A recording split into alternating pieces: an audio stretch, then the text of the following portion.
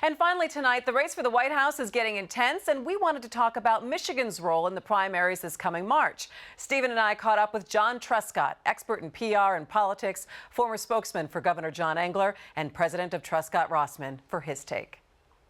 All right, since we are a couple of months away finally from the Michigan primary, we can't officially talk about presidential politics. It's not January 1st yet. Well, you know what, your rules do not apply. So John, let me ask you. It's always a political season.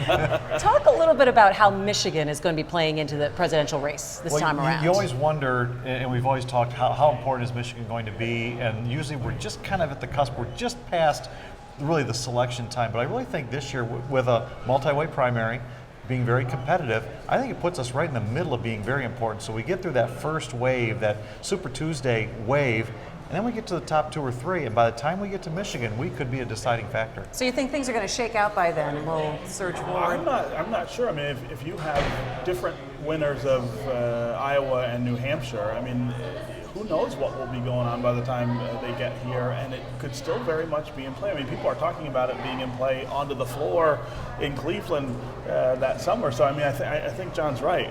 We have an opportunity that we don't normally have in presidential politics to be more decisive, because it's a big state, a lot of delegates at stake. The person who wins here could end up really getting momentum that takes them to the nomination. And we're a big fundraising state too. That's a lot of big presidential donors come from Michigan, so you'll see a lot of them rolling through Michigan. And that's what I was going to ask you about. Are we starting to see where people are starting to line up and put some initial money towards? Yeah, I think the first thing that happens is you put staff in place, so you get people out to actually vote. That's what determines who's going to be the nominee. And we haven't had one vote yet. It's a lot of stories, but no votes But isn't yet. that quite amazing? Because everyone really always is. feels like that they can say, well, it's going to go, I'm reading the tea leaves here, and it's going to happen here. But yeah, no one has so done what anything I'm following yet. is which campaigns are putting people in which states. So now you see people kind of, they've gone Iowa, New Hampshire, North Carolina, they're going into Nevada right now, starting to kind of look at that second wave of states of which we're one. So Rubio just putting people in place. So it's starting to spread out. So what's happening is they're raising enough money that they can get out into those future states, start get people active. Then you'll see the candidates start to come in now that they have infrastructure. I mean, you're somebody who has been around lots of campaigns. Talk to me about how strange you think that the Trump campaign is in the fact that there's really no organization being built in Michigan and Iowa and New Hampshire. It's not a traditional campaign. It's a Twitter campaign. It's a speech campaign. It's a free media. It's a free media opportunity campaign. Completely change the personality rules? and media driven. I didn't know what kind of infrastructure he might have, so I went online and looked at Iowa and New Hampshire and saw he does have a team in place in those states. I don't know if they're any good. I don't know if they're doing the type of things you need to do to turn people out, but they are there. I don't know if he's much further than that. I think this is the real test, and I think this is where he starts to fade away when you have to produce votes, because he's got a certain percentage, and how do you get above that? And then other candidates start to come up, and okay, if he comes in 3rd or 4th, he hasn't been used to coming in that low down, so he'll start to lash out at people, and at that point, does he fall apart? But you believe that he has changed the way presidential I'm fascinated races to are starting watch to be it. won. I mean, I'm fascinated that he really is just going from speech to speech, saying things that get him on television, and the result is, strength in the polls. I mean, it's not like any other campaign I've ever witnessed, and I think he said something really interesting. He said he's got all this support on Twitter and on Facebook, and it's more than the other candidates. He said it's like owning a newspaper without the losses. And he was joking, but that's a really interesting observation on the change in power of communication in a race like this, and I think that does have an influence over how other people will do it in the future. The one really positive thing that from my side of the aisle that I see, people are focusing on the Republican primary earlier than I ever remember, in great detail, and really looking at what the candidates are doing, the viewership for debates. But you don't think it's detrimental at all in any way?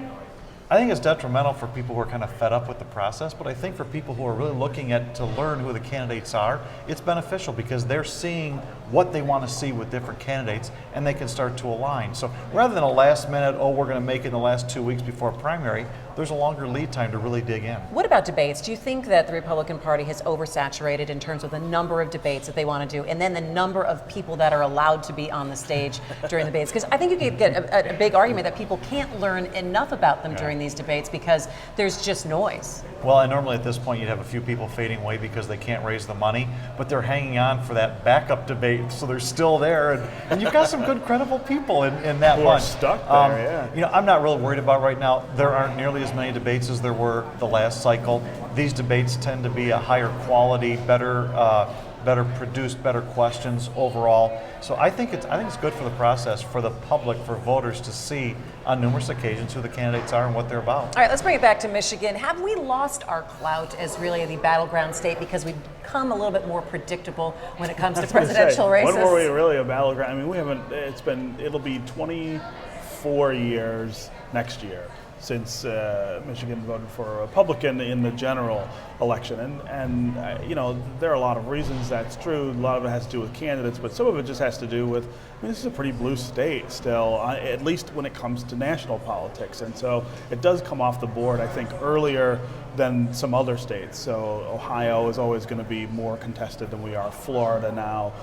Now you're seeing the states out west, Nevada, New Mexico, states with big Hispanic populations become battleground states the way we used to be. I'm not sure that's going to change next year.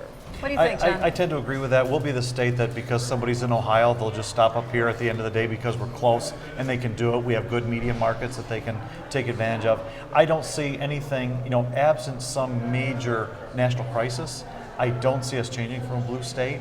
I mean, there are societal factors, there's national security factors that could throw everything out of whack. But right now, the way things are running, I don't see that changing.